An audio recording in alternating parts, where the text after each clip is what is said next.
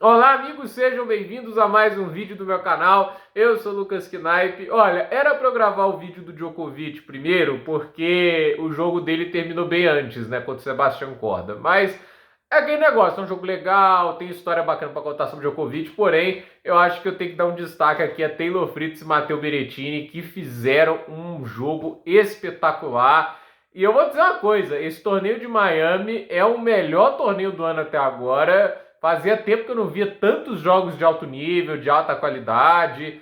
Faz bastante tempo que o torneio não é tão bom. Assim, toda rodada tá tendo um jogo legal pra gente acompanhar, extremamente divertido. Isso é muito bacana, né? E a gente vê hoje o jogo entre dois tenistas excelentes, né? É legal ver o Berrettini voltando a jogar bem, né? Que a gente vê aí um tenista que tem poder de fogo para machucar qualquer tenista, né? Com aquele forehand, com aquele saque, né? Ele tem muito talento. E é bom ver o backhand dele funcionando melhor, né? Assim, não é um ponto forte, ainda é um problema para o jogo dele, mas hoje em si ele aguentou bastante. O Fritz pressionou quanto pôde, usou o forehand para tentar machucar o backhand, teve as trocas de backhand. Nesse caso, o Fritz tem um backhand muito mais confiável do que o do italiano, mas fato é que assim, né, o italiano tem um mental muito forte, é um cara combativo, luta até o final e prolongou a partida em quase 1h10, né? Porque essa foi a distância do primeiro match point que acontece no segundo set, no 15:40, até a decisão do jogo no terceiro set. E assim, é uma vitória grande pro Fritz. Não estava vivendo um grande ano, né? Tipo, o início dele, a eliminação pro Monfils no Australian Open, aí depois tem o mês de fevereiro também bem abaixo do que a gente esperava dele, até porque ele encerrou o ano passado em alta, fez boas campanhas no fim do ano, fez um ATP Finals excepcional, ganhando do Zverev de novo, né? Tipo, virou freguês o Zverev pra ele, né? E eu ouso dizer, tá? Se fosse o Zverev enfrentando o Fritz de novo, acho que o Fritz ganhava, do jeito que o Zverev tá jogando, né? A questão que a gente coloca é, a gente viu um jogo ali em que o Fritz jogou muito melhor do que vinha nesse início de ano, que é legal, é uma grande campanha para ele, é muito bom para ele, e a gente vê o Berrettini de volta também, e a soma desses dois fatores foi um jogo fantástico. Dois dos forehands mais legais de se assistir na atualidade, dois dos melhores sacadores, dois dos tenistas mais combativos, né? Muita gente fala desse negócio de combatividade com sua exclusividade pro Nadal da vida, mas esses dois caras aí são caras muito aguerridos, né? Eles lutam muito nos jogos, eu acho isso fascinante. E a verdade é que assim, é o que faz deles até tenistas que se colocam em um ranking acima do que deveriam. O Berrettini tá lá embaixo por causa das lesões, né? Mas era um cara top 10 sólido na época dele, né? E o Fritz hoje é 4 do mundo. E eu quero até ressaltar o fato, né, de que a gente tem lá os Estados Unidos recebendo a maior parte dos torneios de tênis grandes da atualidade. Os Estados Unidos recebe literalmente 3 Masters 1000 e recebe também um Grand Slam. É nesse nível que os Estados Unidos está. Indian Wells, Miami e o torneio de Cincinnati. Então, assim, ainda tem a ATP 500 de Washington, a ATP 500 de Dallas. Nenhum país recebe tantos torneios de tênis grandes nível ATP igual os Estados Unidos. E, como eu disse, tem um Grand Slam ainda no meio disso tudo, né? Eles atualmente têm um tenista 4 do mundo. A gente não tá falando do tenista ali que tá na beirada do top 10, que já é grande coisa, tá? A gente tá entre os 10 melhores jogadores de um esporte. Eu não acho isso pouco em nenhum momento, né? Você tem que ser um cara muito bom, você tem que ser um cara absurdo para estar entre os 10 melhores de um esporte. E o cara é o 4 do mundo. À frente dele tá o Zverev, tá o Alcaraz e tá o Jannik Sinner. Só esses caras em pontos na frente do Fritz. E eu fico um pouco chocado que o Fritz não tem uma grande base de apoio nos Estados Unidos, né? A verdade é que quase nenhum tenista americano tem, né? Mas eu pelo menos sinto ali que o Tiafoe traz um pouco mais de torcedores, né? O Korda, o Fritz, o Paul. Me chama a atenção nos caras, assim, não parece que tá jogando em casa. E a gente tá falando de quartas de final, ter jogo grande, sessão noturna, parecia ter mais apoio pro Berrettini. E assim, os Estados Unidos, eu vou falar a verdade, né? É um país que normalmente é muito engajado com o esporte, mas tem sido muito frustrante ver os torneios de Indian Wells e Miami, até por isso que eu detesto o rótulo do quinto Major para Indian Wells.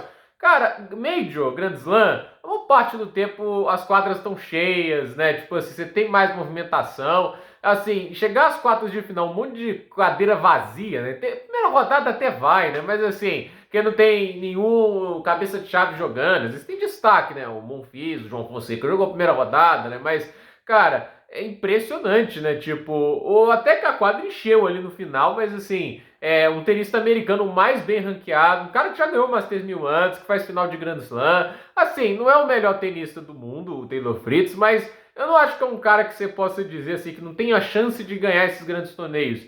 Ele tem, tá jogando em casa, né? A chance de eu aproveitar o cara desses, né? Dar o apoio.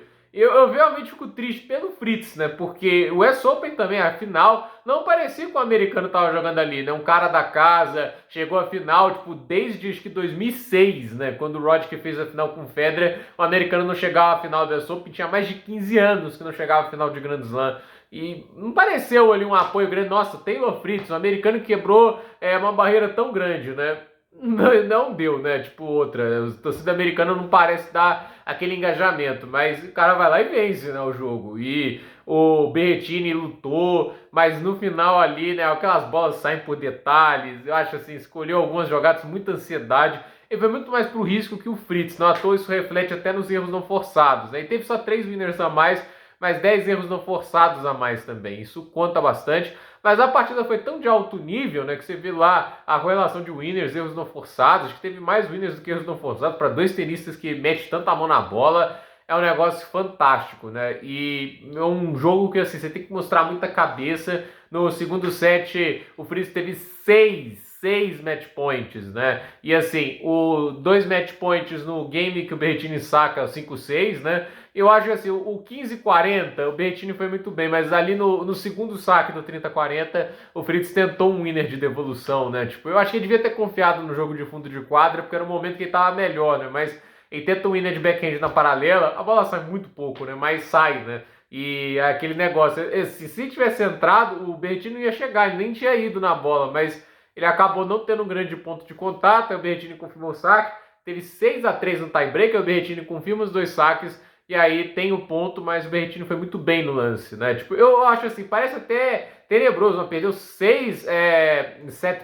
match points, né? Mas eu vou falar um negócio, tipo, ele talvez vá ocupar por 2 erros de devolução, por não ter feito ace, mas eu acho que o Berrettini foi muito bem nesses match points que ele salvou, né? Realmente fechou muitas portas para o americano, e a vitória ali do Fritz, né, mostra muita força mental de, olha, passei por esse perrengue, vou pro próximo set, não encara um breakpoint sequer. Então, é o Taylor Fritz mais uma vez mostrando, né, tipo assim, que talvez não seja o tenista mais habilidoso do mundo, né, mas é muito combativo e forte, né. Eu não consigo subestimar um cara e tem grandes armas no jogo, saca muito bem. Eu gostei de ver o backhand dele hoje, cada vez tentando pegar mais mudanças de direção. Ele sabe que precisa jogar mais na paralela, abusar mais dessas mudanças de direção, e ele tem feito isso no jogo inteiro. O forehand dele vai para paralela em vários momentos. E eu acho assim, quanto mais ele insistir nisso, quanto mais ele conseguir pegar confiança nisso, mais chato de se enfrentar vai se tornar o Taylor Fritz, né? Porque ele tem potência, ele tem velocidade, né? E quanto mais ele conseguir entender o que ele tem que fazer para conseguir uma mudança de direção cada vez mais natural e fluida para as paralelas, com o forehand e o backhand, olha como o forehand já funciona muito bem.